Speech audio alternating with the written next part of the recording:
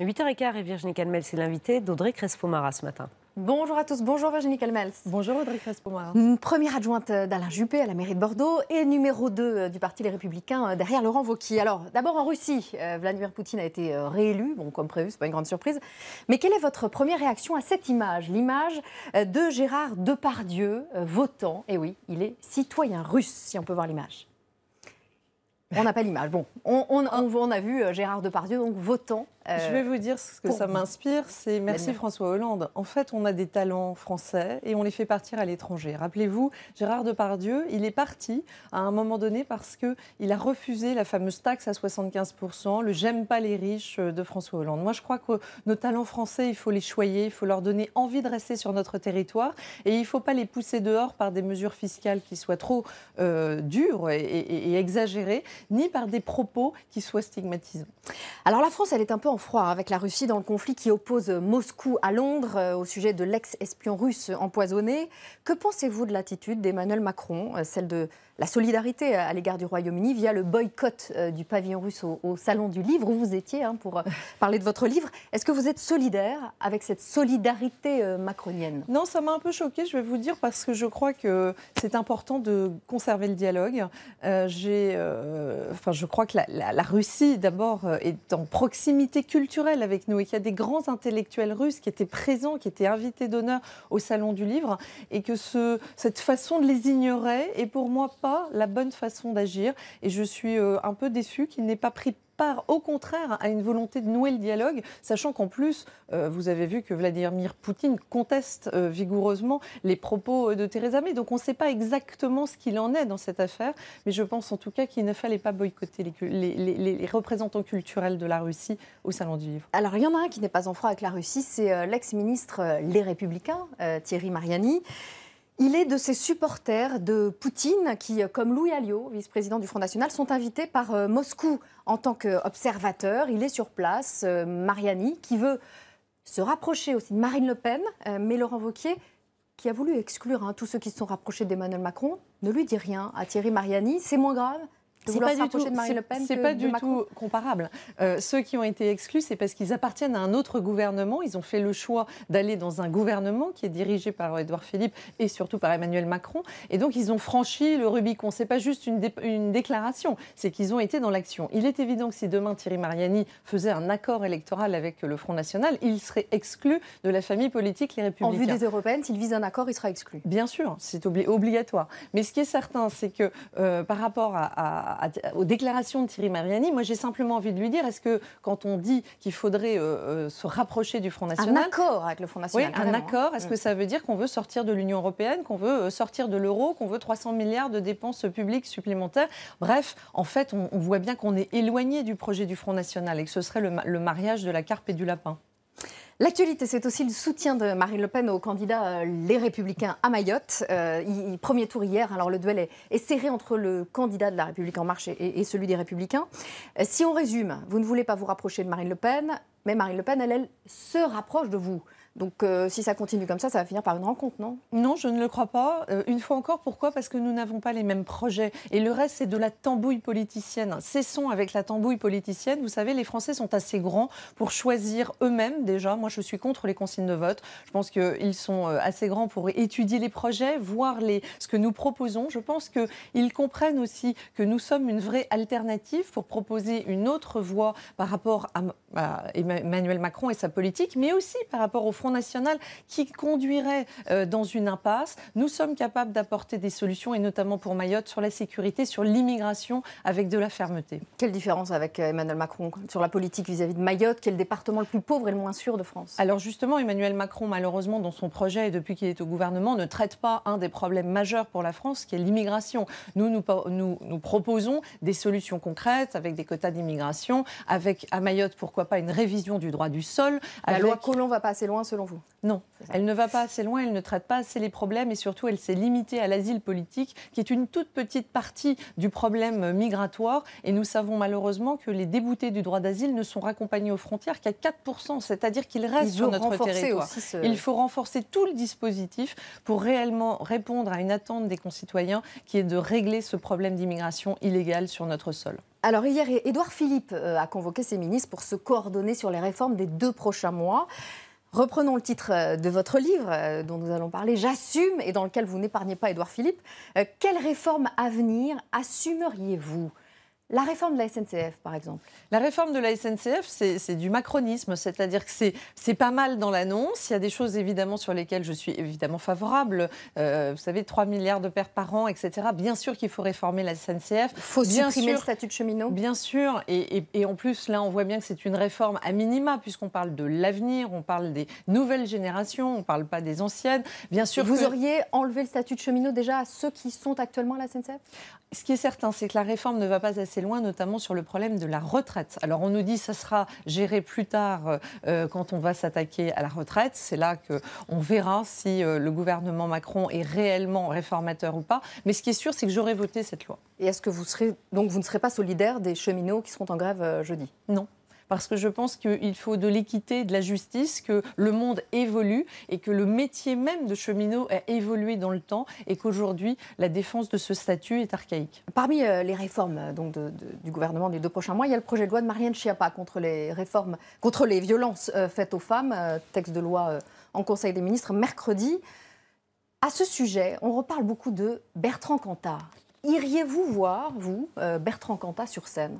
Non, mais bon, après, c'est pas non plus mon type de musique. Mais non, je pense, si vous voulez, qu'il faut... il a purgé sa peine. Et que c'est ce que dit la ministre de la Culture, Françoise Nyssen. Il a payé, donc oui, il a le droit de continuer à chanter. Je pense que c'est important, surtout, de continuer à vivre. Et on a droit à une seconde chance, et heureusement. En revanche, il ne faut pas tomber dans la provocation. Et il faut se rendre compte que, quand même, l'affaire pour laquelle il a été condamné, pour laquelle il a été amené à purger une peine, est une affaire qui peut choquer, évidemment. Et de là à se produire sur scène, c'est peut-être un peu provocateur. Et c'est peut-être à lui de réfléchir à une autre évolution de carrière. Mais pour revenir un instant sur la proposition Schiappa, moi, vous savez, j'ai une fille qui a 11 ans. Je suis assez préoccupée par cette idée de consentement sexuel à l'âge de 13 ans. Je pense que c'est très jeune. De 15 ans. Ça va probablement être à 15 ans. Mais ça reste jeune et je pense que ça doit tous nous interroger parce que quand on a des enfants, c'est finalement une approche... Attention à ne pas abaisser trop ce consentement parce que ça fait peur, en tout cas aux mères de famille comme je peux l'être. Voilà, et 15 ans, c'est donc l'âge de la majorité sexuelle. C'est a priori cet âge-là qui sera retenu. On verra. Oui. Vous êtes celle qu'on voit partout en ce moment, alors notamment pour votre livre, on va en parler, et aussi parce que Laurent Wauquiez se fait un peu discret depuis ses déclarations à l'EM Lyon, où il est retourné d'ailleurs ce week-end. Il a redonné des cours là-bas. Vous avez confisqué les téléphones portables à l'entrée ? Je ne sais pas comment ça s'est passé, je n'ai pas eu de débriefing. Vous lui en avez voulu quand même de prendre cet exemple de Bordeaux, d'Alain Juppé, de mauvaise gestion d'Alain Juppé, parce que ça vous met en cause, vous, sa numéro 2. Vous l'avez demandé pourquoi ? Il y avait des meilleurs exemples que Bordeaux, on s'en est expliqué. Vous savez, il y a beaucoup de villes qui sont mal gérées en France et Bordeaux ne fait pas partie de celle-là. En l'occurrence, Alain Juppé a un très grand bilan comme maire de Bordeaux. Moi, je suis très heureuse de travailler à ses côtés dans le domaine de l'économie et de l'emploi. Je suis fière de mon bilan aussi, moins 30% sur la dépense publique. Les emplois qui ont été multipliés par 9 en 3 ans, les emplois nets privés créés à Bordeaux. Donc, c'est ce que vous avez dit à Laurent Wauquiez. Oui, je pense qu'il n'avait tout simplement pas les bonnes informations. C'est embêtant pour un dirigeant de parti, non ? Écoutez, on n'a pas envie de revenir sur cette affaire. Je crois qu'on s'en serait tous passés. Alors, vous parlez de la double loyauté que vous avez à l'égard de Laurent Wauquiez et à l'égard d'Alain Juppé. C'est quoi la différence entre une double loyauté et une simple trahison ? La double loyauté, elle est simple. D'abord, Alain Juppé est mon mentor, c'est lui qui m'a fait venir en politique. Je me suis engagée à ses côtés à Bordeaux et je continue à travailler dans son équipe. C'est un engagement local aux côtés d'Alain Juppé. Ensuite, j'ai une loyauté à ma famille politique. J'ai refusé de trahir cette famille politique, même si certains ont été tentés par le macronisme. Ça n'a pas été mon cas. J'ai souhaité continuer à porter mes convictions, à rester dans ma famille politique. Et Laurent Wauquiez en est devenu le président démocratiquement. Plus de 100 000 militants ont voté, 75% se sont portés sur Laurent Wauquiez. Donc je peux effectivement, et sans contradiction et sans trahison, être à la fois loyale à Alain Juppé et loyale à ma famille politique présidée par Laurent Wauquiez. Alors pour reprendre le titre du livre que vous publiez, J'assume, donc vous assumez tout, on vous entend, d'être passé notamment d'Alain Juppé à Laurent Wauquiez. Mais parce que c'est la même famille politique, alors, vous savez, on a l'impression que c'est un grand écart incroyable. Alain Juppé c'est l'impression que ça peut donner, effectivement. Mais non, Alain Juppé était candidat candidats aux primaires de la droite et du centre, comme François Fillon, comme Nicolas Sarkozy, avec un tronc commun de 90% du projet. Et aujourd'hui, si vous regardez entre le projet porté par Alain Juppé aux primaires ou ce que Laurent Wauquiez et toute la famille de la droite veut porter, vous retrouverez 90% de ce projet-là. Dans votre livre, vous en prenez beaucoup à Édouard Philippe.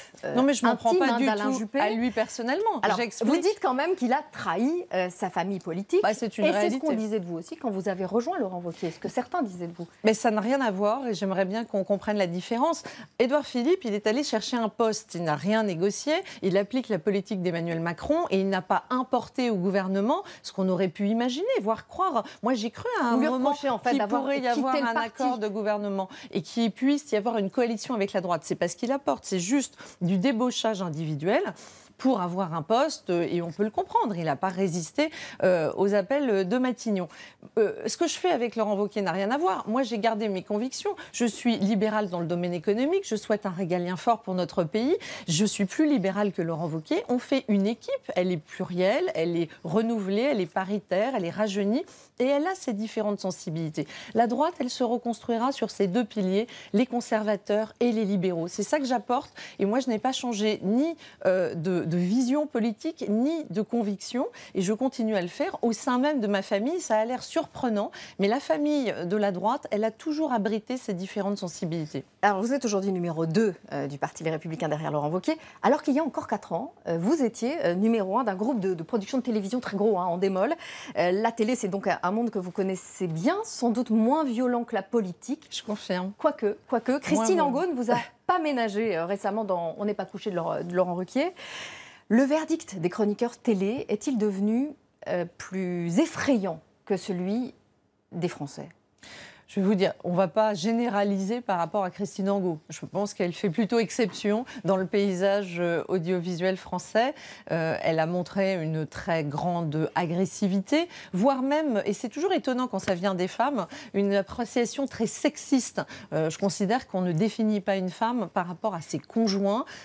Audrey, comme je suis sûre que vous ne me contredirez pas, on existe par nous-mêmes et pas par rapport à notre conjoint.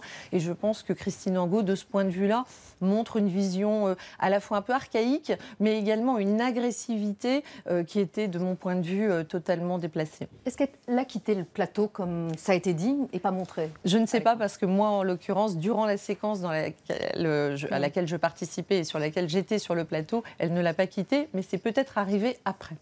Peut-être. Oui, moi j'avais quitté le plateau, je ne peux pas être témoin de quelque chose que je n'ai pas vu. Est-ce que vous espérez que Christine Angot quitte bientôt On n'est pas couché ? Je pense que ça rendrait service à cette émission pour une raison simple, c'est que c'est une émission de débat.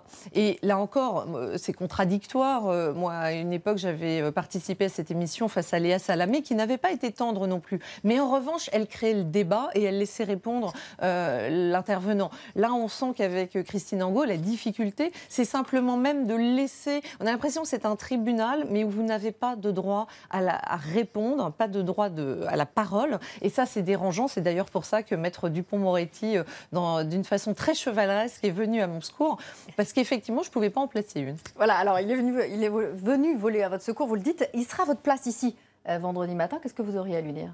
Moi, je lui ai déjà dit que je le remerciais pour cette attitude si chevaleresque, et je l'ai trouvé très courtois, et ça m'a surpris de voir combien Christine Angot, qui est dans une agressivité forte, qui n'ose pas, enfin qui ne s'excuse pas d'aller dénoncer même des choses qui n'existent pas, et de façon virulente. Elle est contre la réussite, contre les politiques, contre les gens qui peuvent avoir du pouvoir, etc. N'a pas accepté les remarques qui étaient pourtant très bien formulées et très élégamment de Maître Dupond-Moretti. Que vous avez pris comme avocat désormais.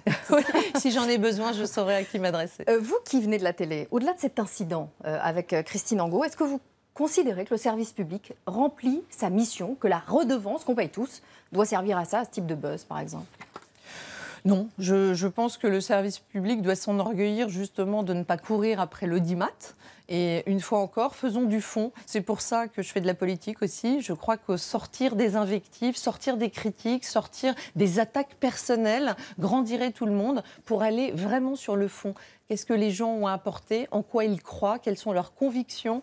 Et je pense que le service public pourrait effectivement participer encore plus à cet aspect décryptage qui manque, de mon point de vue, beaucoup trop à la vie politique et en général au débat d'idées. Merci beaucoup Virginie Calmels.